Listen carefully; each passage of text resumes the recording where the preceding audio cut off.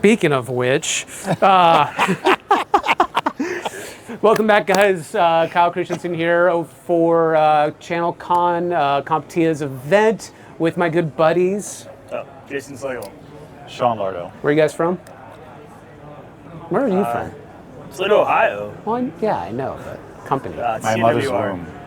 Yeah. I'm also from Sean's mother's womb. Yeah, Ooh. we're brothers. Yeah, Twins. you look like it. We do. Look at You know, I can he got kind of the see it. looks. I can kind of see He it. got the looks. I got the brains. CNWR. We're an MSP. Great MSP. For those of you who know Tom Lawrence, he recently, what was that, last year this time? Yeah, about a little over a year ago. Yeah, acquired, would you call them an MSP? Tom? VAR? Yeah, they were an MSP. Okay. That's subjective. Yeah. I think the it term is. MSP is subjective. By the way, I'm from Pittsburgh, Pennsylvania. We'll finish that off and we'll go on to move next Yeah, section. right. So we're really not brothers, but we're brothers, but we're not brothers. But yeah. No, yeah, We and fight like brothers. Yeah, because he gets on my nerves. Yeah. I mean, All the time. social media does that. Yeah. Oh no, it's in person. It's not even social media. It's No, just- yeah, we get along fine on social media. It's in person. It's in that we fight. Wait, the best is when I text him, hey, or I say, yo, and he goes, what do I do now? Like immediately, like something's wrong. Like, yeah. Are you on everybody at ConnectWise's speed dial? I have a non-zero number of those people that I talk to on a fairly regular basis. Yeah, and it was pre-ConnectWise for me with Jason. We've been it friends for a lot was. longer. Actually, we became friends because we were arguing in person. Ray says I'm allergic to making money. I haven't figured out how to monetize any of that stuff, and it's fine. I'm just trying to make the industry better. And then, yeah, and he and I argued about that exact. Yep. And I won the argument because You did. yes, it was weighted in my favor. Let's be honest, it really was. I wasn't selling any hardware because it sucked, and he's like, just make it not suck, and he was not wrong. You know what's funny is I actually made a video at one point, if I ever redid an MSP, like what would I do? And one of the things I put would, I don't think I would resell software or hardware at this point. It depends on who you're working with. Yeah. And that's actually a good part of the conversation we can have at some point with vendors. It depends on, I told him you should if you find the right relationships that can help you. If it becomes cumbersome Yes. and it's a lot, then totally agree, don't Because do if you it. think some of these, and this kind of bleeds in what we want to talk about, but sometimes I see these vendors do marketing towards, you can make 50% an Yeah, endpoint. It's like, dude, you have yeah. a $1.20 endpoint. That means I'm going to make 12 cents? Yeah. Right. No, but even with that, if it's a highly transactional business and if there's no friction to do it, if it's almost Amazon-like, right? If it's just a click and Where buy, no reconciliation, no nothing. AR. And Yeah. like as seamless as you can make it for somebody, that's when you do it. Because what do you care? Because you already did the work. Well, so real quick, let's set some context. So one of the things that we all decided we wanted to chat about was marketing bingo that sometimes software vendors play to the MSP channel, especially when they're young and they're trying to figure out, who they are. If you look at the Joseph for Campbell, cheat notes. yeah, right. Get off your phone. Like if you look at Joseph Campbell, right, the whole I know what hero's we're talking journey idea, Yep. right? You need to understand who is the hero in your story, but when you're a young business, sometimes you're just so obsessed about the problem you're trying to fix, you forget about who is actually buying it and why they're buying it. Oh, that's on a regular. Well, there's two Yeah. things. It's that, and also you're chasing money too to stay afloat. So really, it becomes less about what the problems you were solving, because the problem you're trying to solve is staying afloat, and that happens very often. And that's not vendors. That's business. That's business. That's business at large. So at some point, you are in the that needs talked about while we're here. What is that? Let me see now. Yeah. You could show 'em. I got a fun story about them too, actually, if we get to that company. Really, are we still on that? Okay. All right, fine. Let's go. Keep going. But you made a groan, so I would love to know what you groaned about. Is business. By the way, this is not here to pick on vendors. This is to talk about marketing and messaging. No, MSPs are as guilty. And some of their guiltiness, we'll talk about it in our actually talk tomorrow. Some of their guilt is from its transient shittiness. The vendors teach them to sell in shitty ways, so they You sell in swore first, shitty by the ways. way. I did swear first. I win. Yeah. Thank you for opening up those gates. But there is, when you're super young, like you 100% are chasing all revenue, right? Like you need that, but very quickly very, very quickly you have to pivot away from that. I feel like you need to go to actually defining an ICP, actually defining what you're trying to sell, and moving out of it. A good example of somebody I think that did that at first, where they were trying to be everything to everyone. Finn, perfect example of that. Like, we'd sit on their advising calls, and like people would ask for just dumb shit, and they would say they would do it. And Well, I'm like, Alex Farling likes to say that you end up giving them enough features for them to poke their eyes out. Yeah. And that's MSPs as well, actually. We're just as guilty of client says, would you guys make sure you show up every Monday at 7 in the morning and make us coffee? Yeah. Sure, as long as we you can do that. Yeah. Coffee is a service. Yeah. Like 100%. That does exist, though. Oh, So we're clear. Yeah. I would subscribe on day one if. There's people that drive vans around, bringing coffee to you to set it up and make it and leave. Yeah. Genius. It is actually genuine. But you do open a good point, and I think sometimes we get ICP and TAM a little too blended as MSPs and vendors. I kind of at this point, and you can probably relate with this, I kind of see them a little bit more as one and the same. So many of us are accidental entrepreneurs. A lot of vendors are birthed out of MSPs at this point. So 75%. if we didn't know how to run a business in the beginning, what's going to make us translate? And I say that, It's the I know it same sounds stuff. disrespectfully, but they think it's going to be easier by creating a software vendor than it was running their MSP. Everybody thinks that. Hold on. Everybody thinks they all want to be software companies. Every one of them. I don't know why anyone would want to be a software company. Because of their multiplier on selling out. That's why. Yeah, okay. That's what they think. Yeah. That's how they. I'm not saying they Want to make bank, bro. I'm not saying But they should be. I but get it.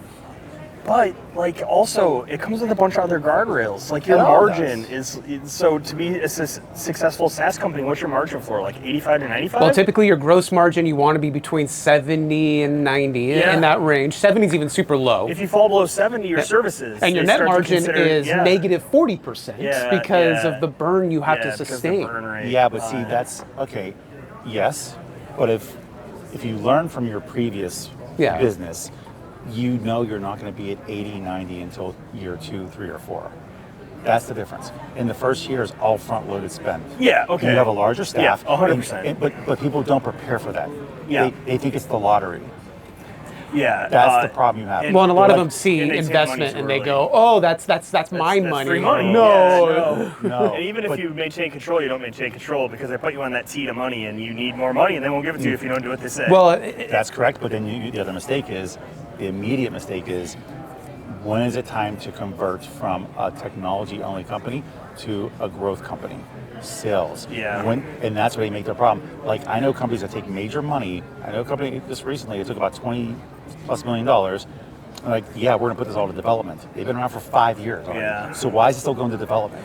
What do you make? That's well, that's and you would bogus. think usually with agile and big VC spending, they hope for product market fit, which by definition means that you should be profitable because you have figured out that market. you shouldn't be pouring gasoline on that money fire until you have product market No, correct, fit. and that's where most VCs Yeah. wouldn't give you a Series A till you hit product market fit. 100%, But in the MSP yeah. channel, because right now it's so hot and it's so thriving, you're seeing large investments before product market fit is hit. I Yes. think a lot of MSPs haven't spent enough time in the actual startup world to realize that it's not the grass isn't that much greener. It's just a different set of problems. It's still cash flow mechanics at the end of Yeah. the day. So I've learned a lot by having, me being the big number nerd, right? I'm the one that likes to do forecast modeling. I've built a consulting company. I've built MSPs.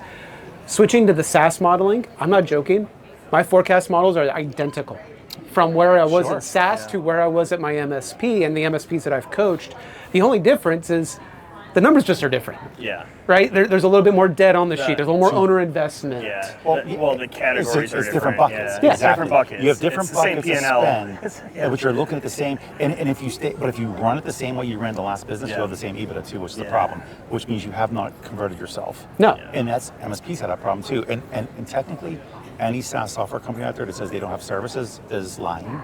Because there's an element of service of everything, because there's always an implementation, Yep. there's always an onboarding, there's always a fulfillment, there's always, and that requires a level of service in general. So, and just like MSPs, right? Like if you look at high valuations in MSPs, you need to be 50 to 55% MSP in Yeah. your revenue mix. Mm-hmm. Where SaaS, ARR, whatever, total revenue. Where SaaS has that same KPI of I need to be anywhere between 10 to 15% professional services, while the rest being SaaS. Absolutely. And Or you fall into services and your valuations are way lower. well, and yeah, so for people that don't know, you'll actually get a less multiplier in SaaS if you have more than 15 to 20% of people actually doing work with the Because customer. it costs more money for labor than it does for a software. Well, and once the it's talent built. doesn't scale. It's not really scalable business model, right? This is what Absolutely. Salesforce has burdened us with the last 30 years of how you run a company. Yep. But going back to the whole marketing message, right? It's that money grab that sometimes make us ignore this. Really, what we're talking about is product market fit, right? Because when you know your TAM and your ICP, then the marketing almost writes itself at that point. It does. And we can go back to your earlier point when you chase money. Yeah. Sometimes when they chase the money, they were wrong in their first thought of what they should be doing, and they learn what they really should be doing from chasing certain money. Because the best way to build a product or build a service or an offer of any sort is from the horse's mouth, which is the person you're servicing. Yes. Right? Not saying it's 100%, we know it's not, but it will give you that insight to do certain Or things. on the other front, the product that you were building, and there's a famous Steve Jobs scene, right, where he's doing a conference, you guys have probably seen it, and these developers are heckling him, saying, why did you use the latest version of Java or whatever the language was? And he goes, well, because we're not here to take engineering nuts and bolts and build a product. What we're here to do is take a problem and build a product off that problem. Yes. What we're seeing a lot is this commodity of certain products to where differentiation is very difficult because you didn't start with a problem. You started with a market attribution of, oh my God, this is growing real fast, build that. There is a risk, though, that you can align yourself with the wrong people driving that. You need a panel. course. You can't just there's Correct. a particular name that I'm not going to say out loud that is coming to my brain right now that will drive you down these crazy rabbit holes that isn't representative of what the actual real MSP world actually wants. That's 1,000,000% accurate. Yeah. But again, though, but that's why you have to be well-read to some degree. Yeah. You should be. You talk about diversity investments. Is your business not a major investment, and are you not a major investment? You should be You should be diverse in your approach to education of the market at large, because depending on where you are in your journey as an MSP, what you're looking for is not what the other group is looking for necessarily, and so on and so forth. It just occurred to me, so I'm on a bunch of advisory boards, and I don't know that marketing has ever talked to any of the advising boards I'm on. Ooh, That's bad. That is a interesting piece of insight. That is really maybe. So who is representative in those? Well, you end up talking to the product people, right? And the product people are supposed to be working with the marketing people Correct. for target market Yeah, analysis, right? Yeah. And the salespeople, because the first people to hear what's wrong are the salespeople and the marketing people. Most of the salespeople first. Yeah. So they're the ones that are supposed to bring back information to product people as to, or not just marketing, but also, or not product people, but also marketing people, because either the product is wrong or the messaging is wrong or whatever, and that's where you come into play. And you should be in those conversations. But at some point, does the marketing just say, hey, does this resonate well with hey, take this to the advisory council and see if it resonates well with them, like that? Well, it's one of those things where you would footballs. think that the marketing team would want to align brand and they would want to say, hey, we're thinking of doing this. Is this a good idea? I have some examples I would love to say right now, but I'm not going to, where you and I have been in a room and gone, that is the dumbest thing I have ever seen or read. Yes. Did anyone converse about this? And it was the blind leading the blind. Yeah. And it's gonna be. Well, and some of them are just dangerous. I pointed, earlier I showed you my phone, Kaspersky basically came out and said they'd never have a CrowdStrike level event. I'm pretty sure they already have, for what it's worth. I'm pretty sure they had a problem where they were breaking a bunch of devices. Well, they only had giant security holes in all of their products, hypothetically. It's the marketing, we can solve all of the problem marketing. You never use absolutes. Hold up. You're going to have that regardless, because things have not been defined. And I'm not defending anybody, first off. No. Cybersecurity is the worst at this point. Cybersecurity at large, every vendor says we protect your data, and they leave it there, right? They use those buzzwords, and they're not inaccurate. We go all the way back to Barracuda in airports, right? They were guilty of that all the time. Yeah, they're best at securing airport walls. Yeah. But who's here to define it? It's always been a problem, right? And you and I have had this conversation. Yes. Actually, about a specific vendor we were talking about at one point, what they really did and where they started, ended, and who picked up after that, right? But we have defined a lot of those terms as but practitioners, not and fully. marketing takes them and turns them into something they're not. So here's a question. Is this all Google's fault with SEO? Yes. Yeah. Because if you think about this marketing bingo right now, we could probably, and I'm not going to pick on anyone in particular, we can go right now and go count the words on booths, and we know it's going to be automation, Yep. AI, Yep. Single pane of glass. Yes. Yeah. It's going to be, what other things? My head was going on a roll right there, but we can predict what's going to be on these things, and we know because there's market research happening. Well, the goal is, from marketing's perspective, is to throw the lure out, right? Yeah. To canvas. So you only have so much real estate to work with that you can put words on. That's fact, Yep. right? So you can't, and we've defined a lot more than we did in the last 5 years. Well, zero but, trust. But we're not, oh fuck, I'm tired of hearing that though. Oh. There's another one. Yeah, another, right. What does it even mean? I don't even know, but I have zero trust. I mean, I have zero trust and zero trust. Is that relationship? Oh, here's an issues? interesting one. Yeah. So I just did my whole service manager cohort with Todd Kane Yeah. on Trust But Verify. Yeah. I pulled up the Wikipedia page, and on the bottom it says related notes, derivative of zero trust. And I'm like, wait, Trust But No, Verify is a it's Russian way older. proverb Yeah. from like the 1200s. Yeah. I think it's a derivative. Right? Yeah, and I'm like, maybe it's the other way around, that zero trust came from Trust But Verify, that military's adopted to really use as a mentorship tool, Correct. not to use as a security standard to just put walls up everywhere. Yes, but again, that's back to being insecure about relationships. But again, so going a step backwards though, right? Because the conversation is about bad messaging and Yes. and not really knowing the hero or the reason, the problem that your product is trying to fix. Am I allowed to shame? Why not? This is my Michelle McCarty, Oh. Lion Guard. So let's give her some leeway. So she posted a friend of hers had a bank, right? The bank had a breach. She posted something like... Was it a breach? Yeah, I believe Okay. it was actually a breach. As it turns out, however, apparently FDIC doesn't insure breaches. Really? Yeah, I didn't know that. It insures against failure. That's an interesting conversation on its That is own. another interesting conversation. So these people are just basically out this money, and she said, the only thing I know for sure is that if they had used Lion Guard, this wouldn't have happened. And so, now this is her. This isn't the brand. This is her. But my immediate question is how? Like I use CEOs your are product. human, right? They Yeah. can say things that are incorrect. Yeah. I use your products, and I just can't draw the connection between these two unrelated things. And man, she doubled down and just kept backing into it, and basically tried to say, well, they would have visibility into this and this and this, and took it down this total marketing path. And as a customer, man, it really turned me off. And that's an example of, I think, not understanding. And marketers do this all the time. They don't understand why their users actually buy their products, right? Or the product evolves so it gets so Yeah. incrementally away from the initial problem, Yep. because product guys are just as guilty as marketing people, saying this feature will add another 3% of the market. Well, that also just got another 3% of the way from our initial problem that we're trying to solve. So would it have been better for you if Michelle would have said using Lion Guard with these other vendors as well, right? Because again, there's so many. I don't know one product that really solves all cybersecurity. Yeah. What are you talking about? I found like 10 of them down there. Yeah, and they all say they do. The problem is they that don't. So let's just be honest now. They don't all solve everything.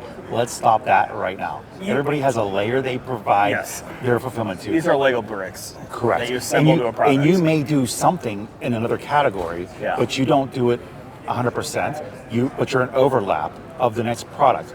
If vendors are, and you thought I wasn't going to be honest about all this before we started talking, I will be completely transparent about it, because I work for a vendor. No, I work for a vendor, but in all reality, you have to be aware of your weakness and look for the partners that can help you to support that part. You should not be any vendor on this floor, anywhere in this world that says we do everything. Unless you're Kaseya, in which case you just don't care and you claim you do everything. I can't go down that and path make right everyone angry. Well, if you pull on this thread though, right, Yeah. there's a conversation toward the fear of not appealing to the entire market, or the entire, like my ICP, I hear this on vendors all the time.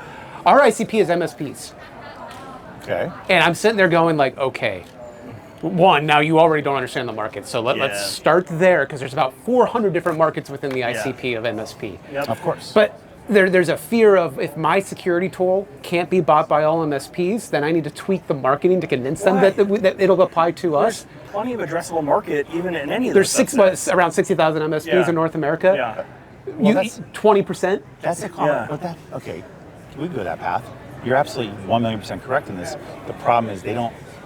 When companies start their businesses, they look at ConnectWise, they look at Kaseya, and they think that they have to have the same market. Yeah. The market share is different. In order for a Kaseya or a ConnectWise or a Salesforce or whoever to justify a product, they have to be able to capture 60% of the market per se, or whatever. Right? It needs to be within their available market. Exactly. Yeah. They have to capture a bigger. But you could have the same product as this, whatever this launch was, but you're a small company. You only need 2%. Yes. 2% to you is $1 billion. And by the way, this is the same for MSPs that think, I care about this scarcity thinking is what we're talking about, right? Yeah. That's the scarcity mindset. Plenty of fish. You could literally have 1%, like so me, my MSP in San Diego, we were able to get to $15 million in 2.5 years, and we never once touched a competitor. Yeah. You know how much of the market we probably got? 0.2? Yeah, Yeah. easily. 0.3 in a major metro? It's funny because last year I did a talk on this. Everywhere I went to speak, I spoke about addressable market. And when I would go to that city, before I went there, I would go on their Chamber of Commerce, I would go on their sites. It's public information. Yep, There's and I did the census math. data. And there's industry standard percentages that I would use. Like if 40% plus of small to medium-sized businesses say they cannot do digital adoption. 40% plus say they don't know how to implement cybersecurity. Yeah. So all I would do is say, okay, I'm in Boise, Idaho, and here's how many SMB. You have 110,000 SMBs. Exactly. We'll divide that by 40%. Exactly. And now, and how much do you need that? Yeah. And what's your average check? By the way, this is our first fight. Was about the average acquisition cost of a customer and what you should do to make more money off it. That was what we fought about. Well, the numbers I've seen are anywhere between 20 and 25,000 customer acquisition costs, which to me is fine. That's still less than 8% of the average MSP. What's the lifetime value of that customer, right? Like most MSPs can't answer that question to even know what their total amount of money. Speaking of which, that's my talk at ChannelCon if anyone was interested. To figure out what your ECPA actually can be, right? Like if your ECPA is even a quarter of your cost. So, but you mentioned something earlier on how being well read in the business that you are trying to approach is important, because if you're saying, why do I care about CAC? Why do I care about cost per lead? Why do I care about addressable market? I get it. A lot of us are accidental entrepreneurs. We're unemployable, and we need to do something. And that thing that we can do is fix computers, right? That's what we did. I don't fix computers. I fix people. Well, You don't fix me. I don't want him fixed. I like him as he is. No, I fix business processes. Yeah. Well, we all fix something. We all have our genius zone, but there is a point to where you either need to become obsessed, right? You can't advocate growing your business when we have 3% churn as an MSP industry, when we have years of 8% inflation and cost of living 4 to 6%, I need to grow 13% year over year just to stay the exact same damn size. That is absolutely correct.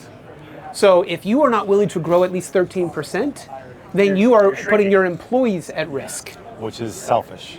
Yes. And that's a big problem. That means you are becoming lazy, and you need to think about downsizing your company or looking for a job. And you can go back to the original conversation of, you don't have to do everything to appease everybody to get business.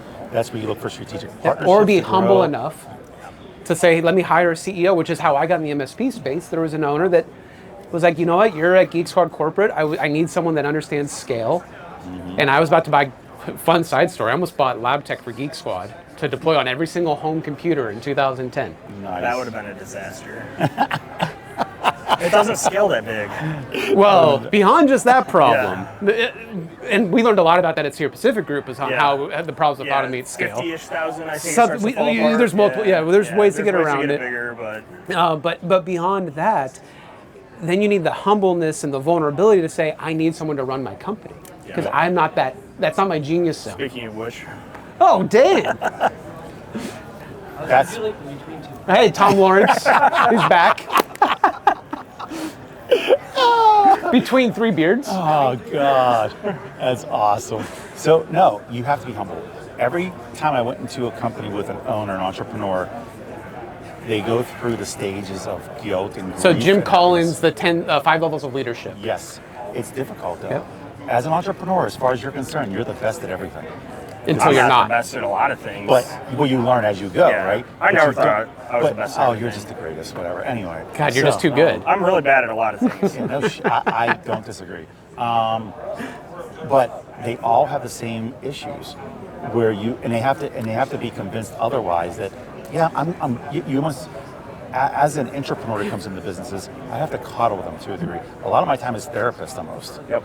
Talk them off the ledge. Like, I know you want to do this, but let's back up a second. Well, or it's not only just therapists, it's an enabler. You're giving people permission, because when you get to, like, Jim Collins talks about, like, level 3 is where you become the great mistake maker. You learn that I can be the guy that takes a step and makes a mistake. That level 4 leader is the guy that, they're the big verbose CEOs, but it's that level 5 leader that goes, I need to be the dumbest in this circle, because now I'm at the point where other people have gotten good at mistakes, other people are good at taking credit. Yep. Now I just need to be the one saying, cool, validate, validate, validate. Absolutely. Well, and think about why you have to do that. At a certain level, there's too many things going on, and you have to empower your people below you to do the job and report to you if they need help. You're purely a support mechanism. Well, unless you're the CEO of NVIDIA, which that's another conversation on his 54 direct reports. But common military has found out that seven. Because your brain only has 7 bits of information in short-term memory. That's why phone numbers are 7 bits of information, 7 digits. Yeah. So if you can only have 7 direct reports before your efficiency falls off, if you, like, I remember my MSP, we got 130 employees. It got to the point where I don't know the next person that came on board. Yeah. You're not supposed to at that point. Well, but I would have been a wanna get that disservice if I had to get involved with that. Well, again, you're a support mechanism. Yeah. If needed, you're brought in. You're the person that, at a certain level of leadership, you're there to say good job to people, or how can I help you if something's wrong? And that's it. So we've kind of gotten detracted from the initial Yes. Marketing. So ADD. Yeah. I wouldn't be the best, and maybe you would have the better input on. What do you think is the good way to approach it? What is the better way that you've seen this approach from both of you? I would like to know. I had somebody ask me at ChannelCon 2 years ago whether I would rather buy an integrated single pane of glass solution that everything was integrated and it was in one platform, or cobble together a bunch of best-in-class solutions. And I said, definitively cobble together a bunch of best-in-class solutions. Maybe not everyone's there, but, like, do that. So Be the Netscape best. approach of bundle or unbundle, you prefer the bundle? I'm a Unix guy. Okay. I like a tool that does that one job. Okay. And it only does that one job. So rather and than it the does that Swiss one Army job knife, trying to cut my better. steak with the Swiss Army knife, Correct. I'd rather have a steak knife. I want a steak knife. But let's counter that. What if, because the first suggestion to you was vague. Is it one vendor providing everything in single pane of glass, or is it a vendor that's a conduit of single pane of glass to all these cobbled together? No, that's all shit. To a degree, you're never going to get a single pane of glass. But going, No, you're not, right? And the thing is that what happens is then I basically end up pulling my offering down to the least common denominator that all that single pane of glass can offer, right? So it's like you end up with the commonality of all of the platforms they integrate with, because they don't do the specialized thing that one platform does better than anyone else. Of So course. I don't get to use that thing that sets that platform apart because it's not in the data model of my aggregator. Right. So Sure. like I don't want that. I don't want that at all. I want best in class solutions. would you be the same opinion though when you were a small MSP? That's not changed at all. Okay. Actually, as we grow bigger, I think it becomes easier to fall down the rabbit hole and trap of going for less vendors and consolidating, because management, like my single biggest cost right now, we're 27 employees. My single biggest cost of adopting a new solution is training my team. It's such a huge undertaking. Like, interesting. You want to save me 10% by moving from tool A to tool B. The ROI on that to retrain my team is years. Well, what's funny is when I was still at Sierra Pacific Group, I actually created reports and spreadsheets to say, hey, you want to switch off of manage? That's fine, but let me walk through the 40 different cells and employees that you have, and I would show them at the end of the day, the opportunity cost to switch is going to be in the world of $15,000, $20,000. So now your ROI to switch to a tool that might be a little bit faster, it's going to be 7 years. Yeah. Instead, we just put Nilayer on top of it and So manage with it. Can we go back to something you said though? The bigger you get, the more robust you get, the more you're likely to go to a single pane. You go Because to the it's ladder. easier to train on. But I don't know that I agree that that's even the case. It hasn't even proven out either. And most, actually, if anything, when the companies become bigger and more invested, they start building their own product, trying to do it to consolidate things. Yep. And they still buy from multiple places too. So it's You glue it together with And there are case studies that have done this well. Then you think you're an ERP also, Like, right? I hate to say it, HubSpot's done a really good job of this. Oh yeah. Like, if you want to, they're a perfect example of acquiring something small, but integrating it rather than putting it on an island. I am looking at could I get rid of my PSA and just use HubSpot? I've had that thought It is so close. The ticketing It still can't needs. bill. Yeah. No, the billing's a problem. No, the ticketing too. I think the ticketing is good enough that you could work it. The billing isn't. It's not robust enough in the billing. No, but I want to say that there is a way to someone that's done it well. Of course. But you still have to consider what you said before about how long it's going to take you to implement and train. And, 100%. And because none of it's easy at that point, and that's No. the problem. When I have conversations, I don't sell ConnectWise products, right? I don't. I don't personally. I'm not involved in it. But they ask me, as a business, I'm thinking about moving over from Kaseya. Wherever. Well, okay. Are you ready for the long haul? I mean, you have to really hate who you're working with. Yeah, it has to depends on the destroy tool. your business. RMM tools are easy to move. Yes, but if you're talking PSA moving now. Well, it's the a simple very- question, right, of what's your pain with it? Oh, it's too difficult to use. How much time did your employees actually spend trying to learn it? Right. And would it be cheaper for them just to learn the tool you kind of don't like? Right. Yeah. Or move and then have the same problem because you still don't want to give them the time to learn the new tool? Yeah. Correct. Yeah. It's never going to work out that way, and it's still. But it comes back full circle to the marketing aspect that you were mentioning before. They think they can do it because marketing said it's easy to do. Yes. Everything is. And then the easy sales to rep do. jumps right on that. Of course Yeah. they do. And go, no, yeah, it's the totally Yeah. the easiest thing in the Well, world. but that's also vendors' faults also because sometimes they lie to the sales rep, say it is easy. What are you talking about? It's their fault. They're the morons. Well, marketing. So the marketing tries to get you on a demo. Yeah. Right. My first course. thing when I get on a demo, immediately I am trying to get the guy off of the demo script. Like immediately, because that is the best the tool will ever look. Right? Like I want you out of that. When they start to share the PowerPoint and you're like, oh no. Yeah, no, you're in the put the tool, demo on and they're rails. trying to get you into they're trying to get you down this guided path of the demo. I'm like, no, click on that thing over there. Like, boom, now they're off their A game. See, no, but that's an inexperienced salesperson. If you wouldn't be able to do With it- an experienced Actually, you buyer. didn't. Oh, You- no, yeah. You didn't do that with me when we spoke about everything we worked on in the past. But the thing is, I agree with you. Yeah. But the problem is, I don't think you ever showed me a demo. no, because I won't show you a demo. There's no sense in that. We're here to talk about have a business Yeah. conversation. You already know if the technology works enough for you to talk to me. That's the first thing. But the marketing people make it look like it does, even if it doesn't. But That's marketing's job. But nowadays, All even sure. if you get a marketing email for a demo, you are definitely the culprit of this. You've already researched. So Oh, don't 100%. bullshit me Yeah. when you get on the phone. I won't bullshit you. The fact is, I'm going to ask you questions of what do you want me to talk about here. Yeah. And that's if it's a good conversation, a business conversation. And I know the big the big topic these days is business acumen, right? MSPs lack business acumen to their end users, just like sales reps and vendors lack business acumen to MSPs. Yep. 5% of the sales calls I get on, which aren't a ton these days, I would say 5% of them actually let me drive what direction what they're showing me goes. They all want to do their pre-can demo. Of course, but you can. I have a pre-canned PowerPoint, but the fact of the matter, the PowerPoint covers. When I built the one with Ray, it covers all the essentials you need to talk about. Yeah. Now, but the question is which ones are the important ones for you? That's the ones I'm going to spend the most time on. Yep. Because I'm going to show you the other things because I have to plug it. Like I have to remind you, 98.7% uptime, blah blah blah. But there are things you said to me specifically that you need to know about. Does your technology do this? Yeah. How do you guarantee that? And those are the parts of that presentation I'm going to hone in on because that's what you want to hear at the end of it. Well, now, anything else after that? They'll be buddying me. Yes.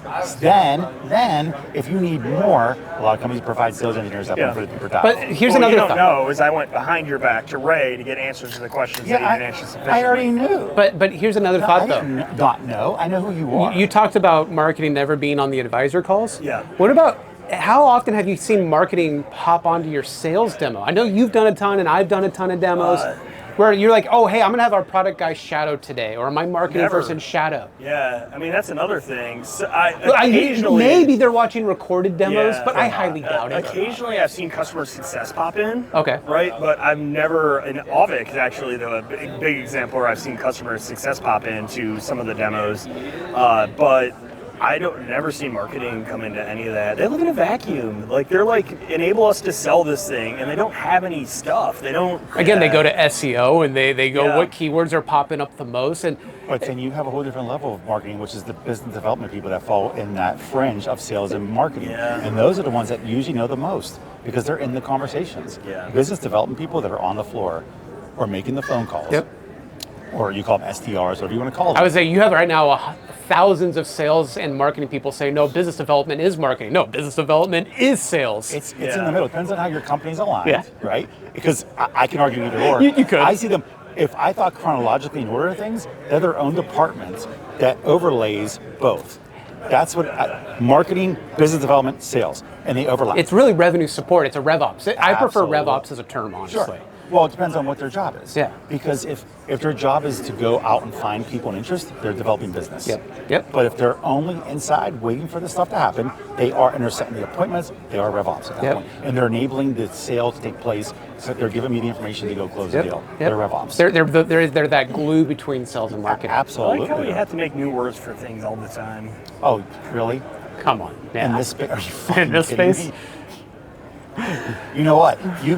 MSPs are the kings of I- dumb 100%. terminology. Can you tell me what an MSSP is, really? I don't know. Yeah, let's go down that stands for path. shit. Yeah. I love You gotta that go to conversation. shins, yeah. Yeah, go That's ahead. stands for MSPs shit. trying to market, Yeah. right? They're thinking that by saying that we're a security forward MSP, they have completely forgotten who their audience is. And I remember when we built our Yes. MSSP, the word didn't exist. This is 2015, so all you had was SIM and SOC. That was it. Yep. And we just thought of it, the only reason it became a separate company was a legal line. It was real blurry back then. Don't have your MSSP and MSP as the same company. Yep.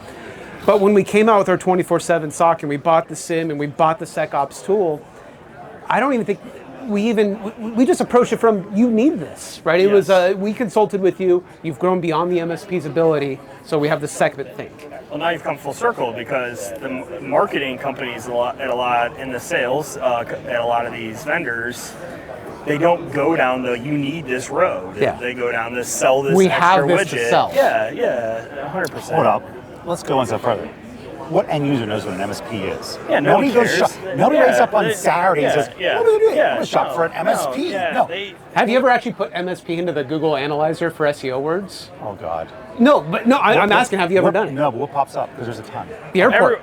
Oh, It's Yeah, 1,000 yeah, pages of yeah, the airport yeah, keywords. correct, And yeah. all of the rest of it is very it gets the entire United States. It gets like 20 clicks. But how many Marketing gurus for MSPs go out there and do are MSP. bidding on MSP is a fucking AdWord. Case in point, one of my favorite experiences ever in this space. I was at an ASCII conference in Jersey 2 years ago, I think it was at this point, maybe 3. Yeah, it was 3 years ago. I'm sitting there, so we get there in the morning, I check in, guy I'm friends with goes, hey, did you see who's sitting outside? I was like, he's like, Lawrence Taylor, which I know the name, yeah. greatest NFL player, Okay. played for the Giants. If you played Tech Mobile, he was one of the best players on Tech Mobile, right? And so I go, I'm like, I'm going to meet him. Yeah. So later on that night, we're out back smoking cigars. He's there smoking cigars with us. And all these MSPs come over and sit with us, right? They have no clue who he is. First off, he's like 6'9". He's massive, right? And he's NFL player. Yeah, he's humongous. And so he says, and his question was, oh, do you guys all work for the same company? And they're like, no, we're here for a conference. He's like, what do you guys do? Now, it's 20 minutes later and 20 MSPs explaining what we Oh, do, God. right? And his exact response was, what the fuck did you say?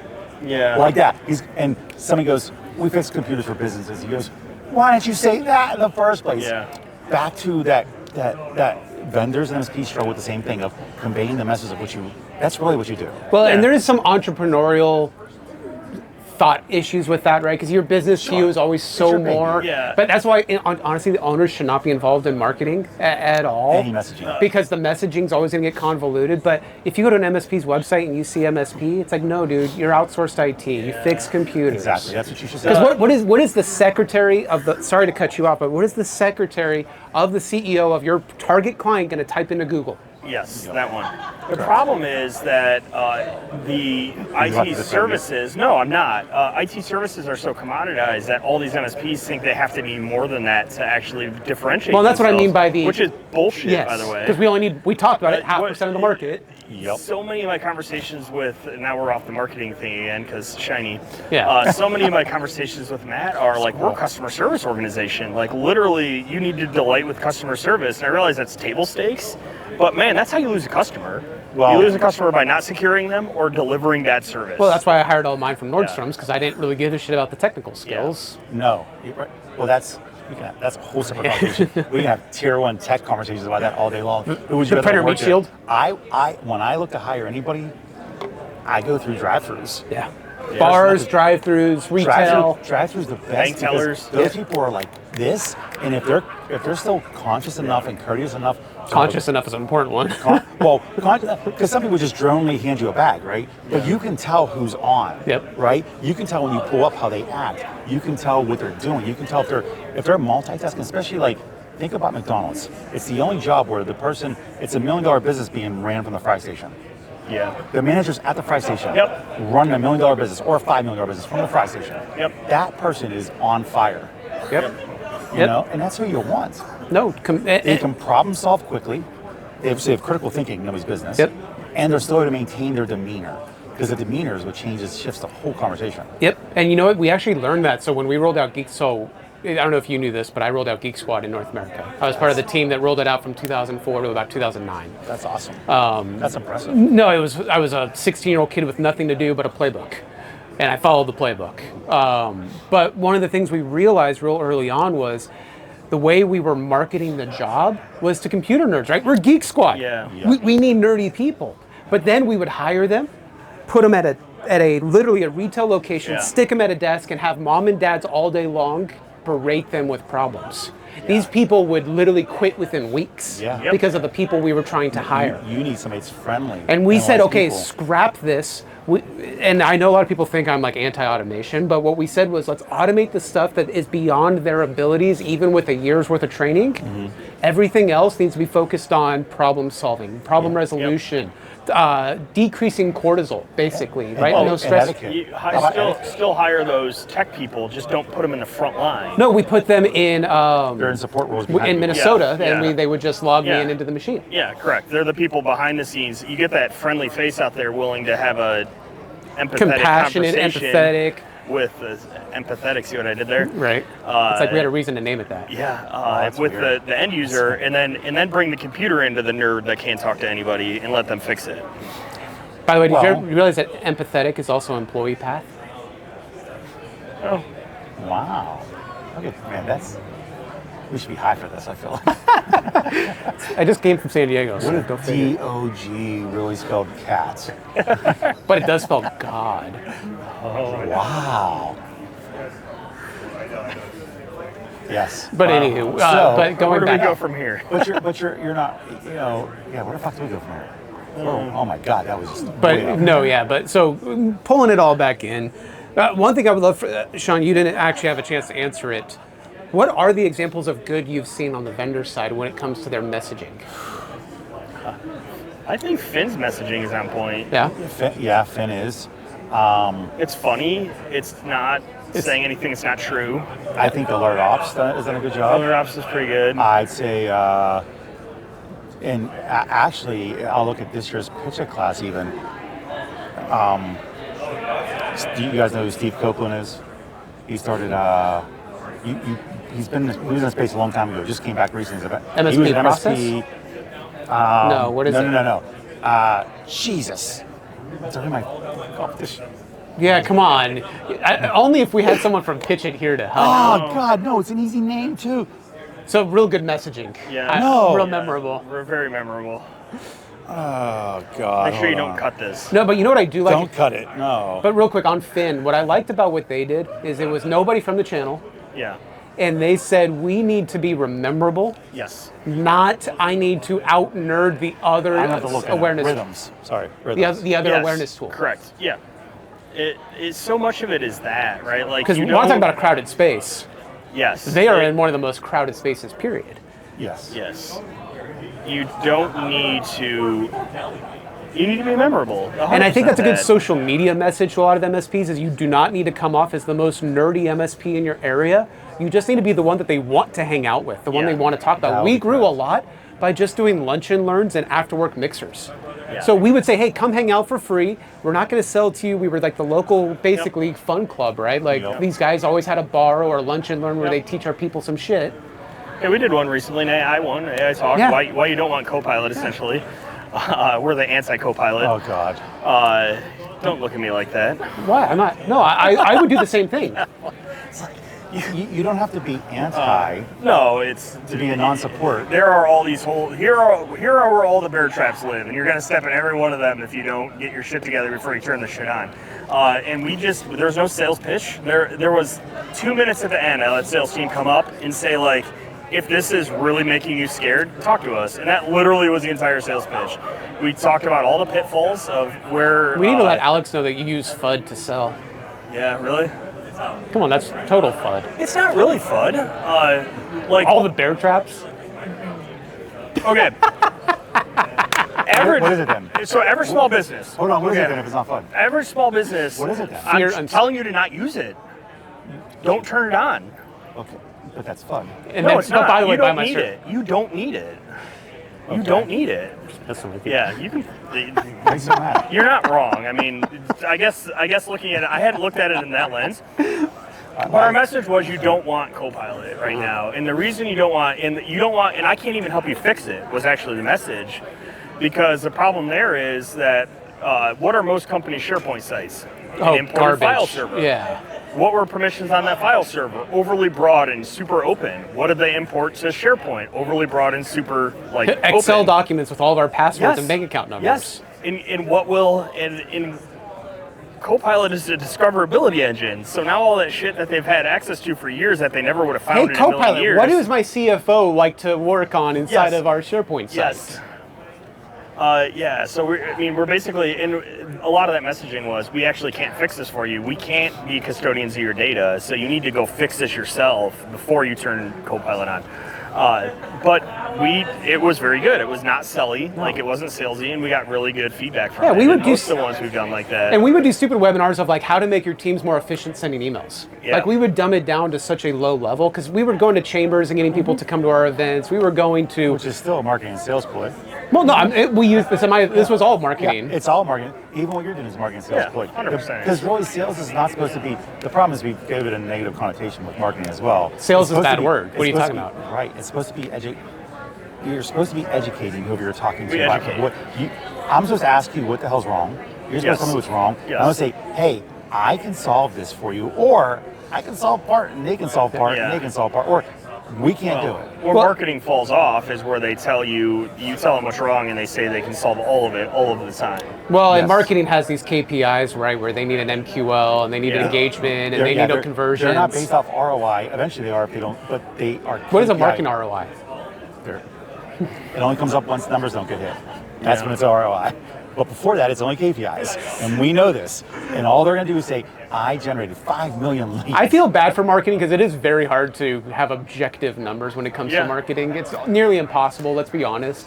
We're recording. You can't. But real quick, I wanted to touch because it is sales and it is okay Yeah. to have this education with sales because, right, know, like, and trust, right? The triangle, the old Brian Tracy, I need to make sure that I touch them 3 or 4 times before I even have a sales conversation.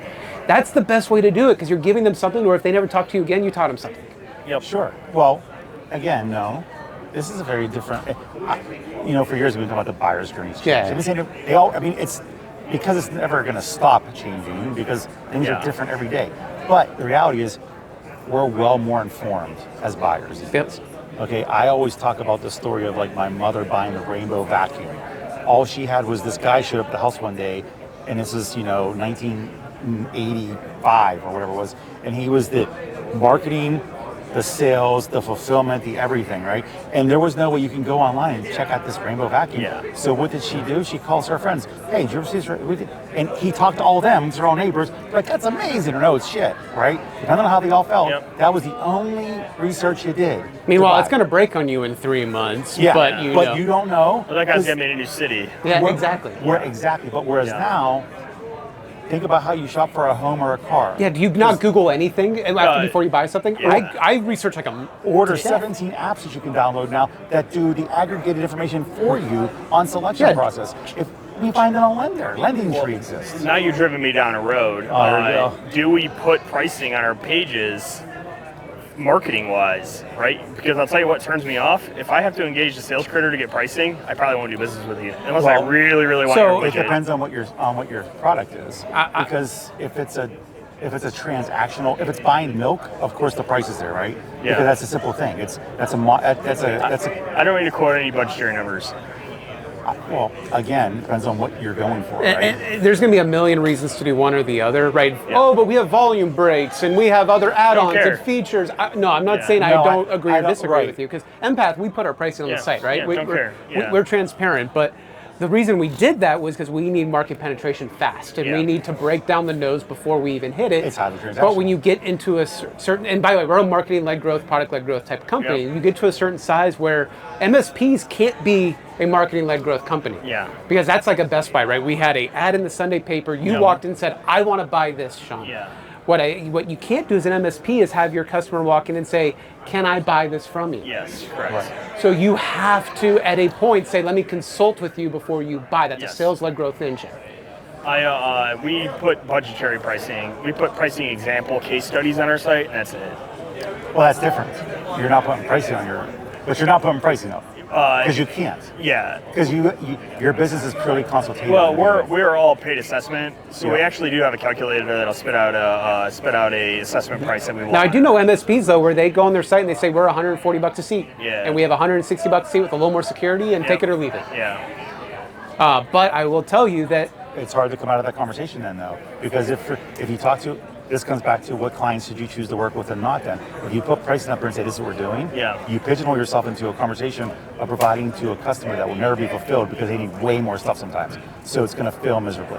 Or they're going to feel bait and switch. I went to come sign up for the Exactly. $140 user thing, and now you're telling me I need to buy this $14,000 project? Exactly. And that's a problem. So yeah, you can put pricing on a bot. We'll do your assessment. But if you're a SaaS product, you can't do that either, because if you price on the website, you're running the risk of end users finding you first, and then you guys bitch at us because what are you doing? You're putting your price on your website. You're going to my So end yeah, the user. sell-through one, that's a good reason. Yeah. Right. So you got to protect it. So you have no choice. So can you? Because like if Huntress right now is go put their pricing on their It's on their website. even for their. I believe so. Okay.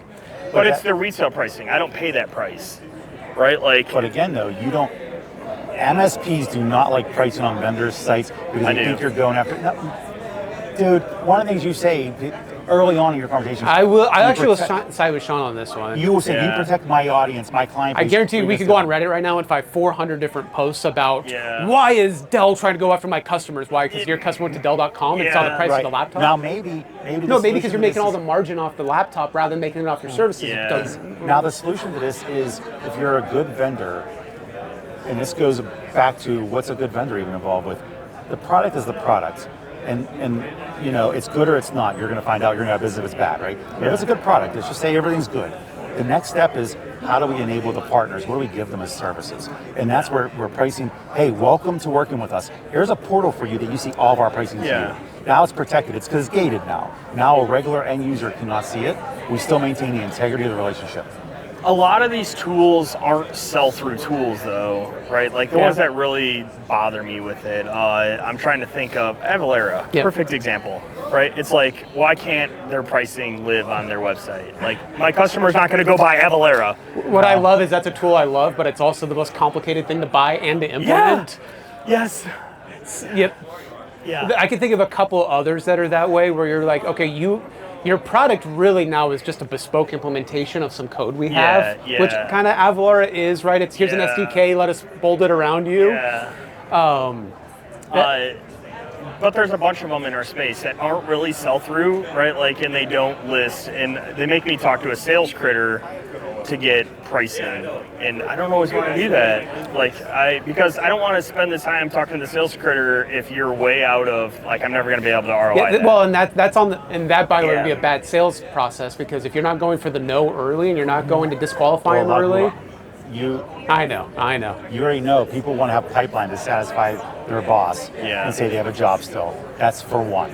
Really good sales reps get to a yes or no quickly. I want to know, are we together or not? Oh yeah, I don't beat around the bush anymore. It's like our FTAs we had to have but in sales though, a lot of people will keep it lingering so you can have a pipeline. And they're also afraid of that uncomfortable conversation they don't want to be broke up with. I'd rather be broke up with now so I can move on to the next one. Yeah, I actually just beat on our sales team. I'm like, that's a 200-day-old opportunity. That's a dream, not an opportunity to close it. Yeah. This would be an interesting conversation to have Adam Slutskin on in. Yes, it would be. Honestly, like that. I bet you would have a lot of opinions on this topic, on how long do you linger in your pipeline, how do you build around that, get a culture. The close is not one way. No. If they come back, you can open it again. Yes. That is. And there's no set time on a sale in regards to, I mean, you'll find what your average is as a business as you follow your trend of it, right? You'll know if it's a 30-day sale or a 6-month sale. Because it'll prove out in the numbers. Yep. However, I would never say to a sales rep that they have to close that account if they have a next step listed that's a constructive conversation, because there's no way of telling what's going on. Now, because I might talk to you today, and you're like, you know what, I love you, I want to buy, but I'm in a contract. Okay, so I'm going to follow up with you in a month right now. You let me know where you stand. Yeah. Well, I'm thinking about, because you also say, I'm thinking about telling them to fuck off, and I'm going to come with you. I'm going to fight about that. Those conversations happen. But if there's no legitimate content or next step or anything, correct. Then you're pretending. It's the 7th follow-up in a row where like every 4 weeks you're just bumping it out 4 more weeks and follow up. And that's closed. It's like you're in junior high again, you're calling your girlfriend breathing heavy on the phone, she's not able to say. I just don't want to hang up yet. No, hang up, get off. We're not here for that. Like, literally, get the job done. I feel like we're also talking about employees right now. Yes. Well, sometimes that's effective. It's like, hey, like it seems like you're not serious about this right now. Reach back out to me when you are, and we'll have a discussion. I'll follow up in 6 months. Then they're like, whoa, no, actually I am interested. Like sometimes that also gets them off the pot. But it's the sales rep's job to guide you through the process of how to do how to do business together. I have to give you a homework assignment because you have your question, does this fulfill this or whatever? Well, let me look into it. Why don't you send me your API doc, or why don't you send me what your RFP is? Why don't you, now it's homework. Hey, why don't you download this trial version? When we talk next week, and we're going to schedule right now next week, and I'm going to send you a follow-up email on this, you're going to tell me all your feelings about this. You would ask me about... I have a lot of feelings. Oh, hey, man, yeah. But you're going to, in the initial call, I know your pain points, so you need to go in that trial, and you need to resolve those and let me know if they worked or not. Next week when we talk, I'm looking for you to sign the deal. Well, but there's an honest conversation there, too.